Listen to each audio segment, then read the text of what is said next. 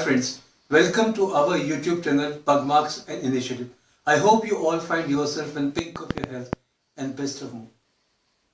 वृक्ष हो भले खड़े, हो घने हो बड़े, एक पत्र छांव भी, मांग मत, मांग मत, मांग मत, अग्निपथ, अग्निपथ, अग्निपथ। तू ना थकेगा कभी, तू ना थमेगा कभी, तू ना मुड़ेगा कभी, कर शपथ, कर शपथ, कर शपथ, अग्निपथ, अग्निपथ, अग्निपथ। ये महान दृश्य है, चल रहा मनुष्य है, अश्वस्वेद रक्त में, लथपथ, लथपथ, लथपथ, अग्निपथ, अग्निपथ, अग्निपथ। ये कविता दोस्तों हरिवंश राय बच्चन ने लिखी। जिंदगी में कितनी भी विपत्तियां आ जाए, कितनी भी कठिनाइयां आ जाए, कितनी भी प्रॉब्लम्स आ जाए, नेगेटिविटी हो, एडवर्सिटी हो, यू कीप ऑन मूविंग। आपको चलते ही रहना है, रुकना नहीं। आज के वीडियो का ये कॉन्सेप्ट, नेवर गिव अप। 1869 में एक ब्रिज का कंस्ट्रक्शन हो रहा था। उस ब्रिज का जो कंस्ट्रक्शन कर रहे थे, उनके कॉन्ट्रैक्टर का नाम था जॉन अगस्तीस। अनफॉर्चुनेटली 3 साल के बाद उनके एक एक्सीडेंट में डेथ। अब उस ब्रिज के कंस्ट्रक्शन का काम उनके बेटे वॉशिंगटन अगस्तीन से संभाला। काम शुरू हो गया, पर कुछ समय के पश्चात अंडरग्राउंड काफी समय तक काम करने की वजह से उन्हें एक डिजीज डेवलप हो गई और वॉशिंगटन अगस्तीन की बॉडी पैरालाइज हो गई। वो व्हील चेयर पे आ गए। अब नॉर्मली ऐसी सिचुएशन में आदमी क्या करता, सिंपली गिव अप, कि काम नहीं करना। पर वॉशिंगटन अगस्तीन ने सोच लिया था कि मुझे इस ब्रिज को कंप्लीट करना है। उन्होंने ब्रिज के सामने एक बिल्डिंग थी, वहां पे अपना ठिकाना बनाया कि मैं अब यहीं रहूंगा और यहीं से मैं ऑब्जर्व करूंगा, यहीं से मैं इंस्ट्रक्शंस दूंगा कि इस ब्रिज को आप कंप्लीट करें। जो भी सुपरवाइजर थे, फोरमैन थे, लेबर थे, उनको वहीं से इंस्ट्रक्ट करते, वहीं से डायरेक्शन देते और उस ब्रिज का निर्माण शुरू हो गया, कंस्ट्रक्शन शुरू हो गया। It took 11 years of long time। 1869 में कंस्ट्रक्शन शुरू हुआ था। 1870 तक उनके फादर्स पे काम कर रहे थे। उनके एक्सीडेंट में डेथ के बाद 1872 से लेकर 1883 तक वॉशिंगटन अगस्तीस ने इस ब्रिज के ऊपर काम किया और 1883 में ये ब्रिज बन के कंप्लीट हुआ। इस ब्रिज का नाम है ब्रुकलिन ब्रिज, जो काफी फेमस है। हेनरी फोर्ड का नाम दोस्तों आपने सुना ही होगा। हेनरी फोर्ड का एक सपना था कि मैं एक ऐसी कार बनाऊं जिसे एक आम अमेरिकन अफोर्ड कर सके, या हर अमेरिकन के पास एक कार हो जिससे मैं बनाऊं। अब उस टाइम काफी पुराना समय था, तो हैंडमेड आपके इक्विपमेंट बनते थे, मशीनरी नहीं थी जिससे कार के इक्विपमेंट्स बनाए जाए, कार के पार्ट्स बनाए जाए। तो जब उन्होंने वो पूरा कंस्ट्रक्ट करा तो और कॉस्ट देखा तो वो कॉस्ट तो बहुत ज्यादा है। उनको समझ में नहीं आया क्या करें, तो उन्होंने एक नया कॉन्सेप्ट इजाद किया, असेंबली लाइन। लोगों ने उनका बहुत मजाक बनाया। और अक्सर लोगों दोस्तों होता है, जब भी आप कोई नया काम शुरू करते हैं, पहले लोग आपके ऊपर हंसते हैं, आपका मजाक बनाते हैं, फिर वो उसको क्रिटिसाइज करते हैं, उसकी निंदा करते हैं, आपकी बुराई करते हैं और बाद में आपकी तारीफ करते हैं, एप्रिसिएशन करते हैं जब आप सफल हो जाते हैं।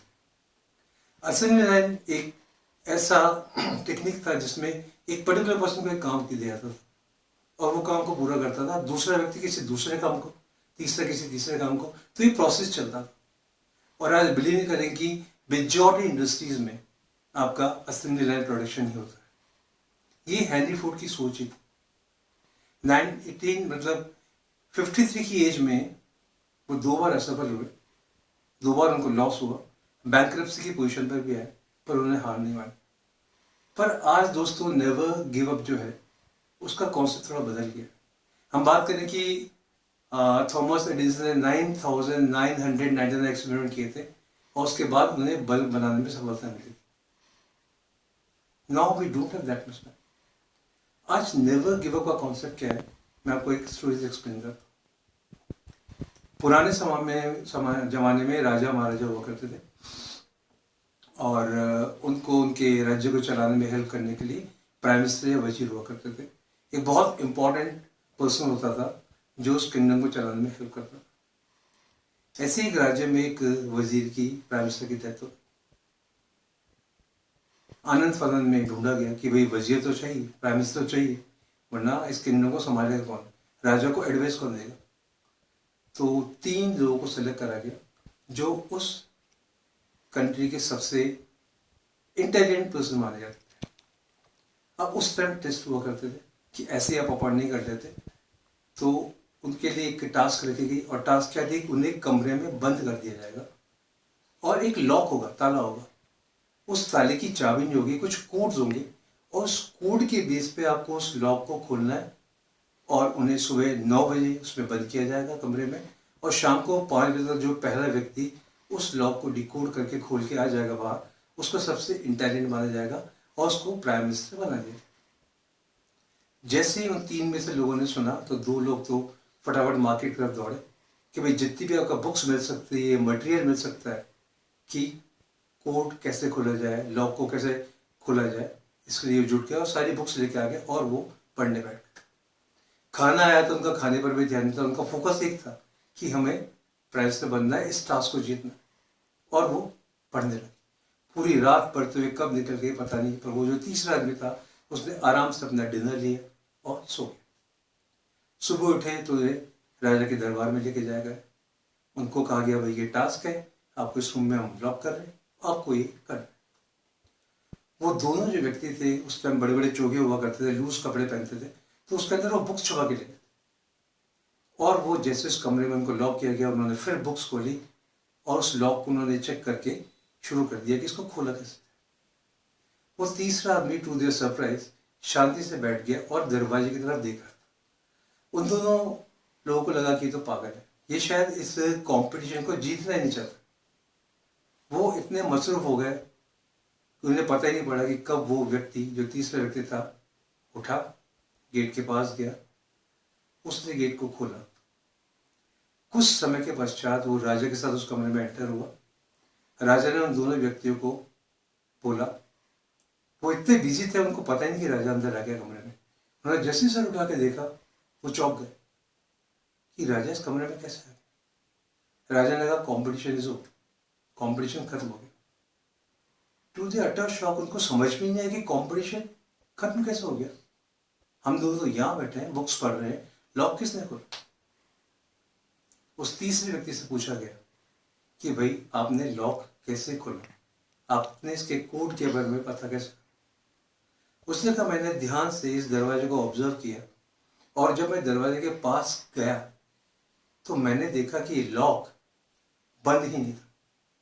मैंने हल्के से दरवाजे को पुश किया, दरवाजा खोला और मैं राजा के पास गया। तो सी, नेवर गिव अप का आज जो कॉन्सेप्ट है, don't focus on the person, focus on the problem. हमारे साथ क्या होता है, जो भी कुछ होता है हम सीधा जंप करते हैं। कोई प्रॉब्लम आती है तो हम सोचते नहीं कि उसको लॉजिकली सॉल्व कैसे किया जाएगा। We simply jump on problem, we start finding solution. इसको कैसे सॉल्व किया जाएगा, क्या क्या ऑल्टरनेटिव्स अवेलेबल है। आप पहले प्रॉब्लम को डायग्नोज करें। ये कॉन्सेप्ट आपको 2 चीजें सिखाता है। देखिए, एक इंग्लिश में वर्ड है बिवेयर, BEWARE, और एक वर्ड है बी अवेयर, BEAWAR। दोनों का एक ही मतलब है, बी कॉशियस, सावधान रहो। पर जो बिवेयर वर्ड है वो नेगेटिविटी को शो करता है, और जो बी अवेयर वर्ड है वो पॉजिटिविटी को शो करता है। तो आपका माइंडसेट जितना पॉजिटिव होगा, आपका थॉट प्रोसेस जितना पॉजिटिव होगा, आप जितना अच्छा सोचेंगे, आप उस प्रॉब्लम को उतनी ही आसानी से सॉल्व कर पाएंगे।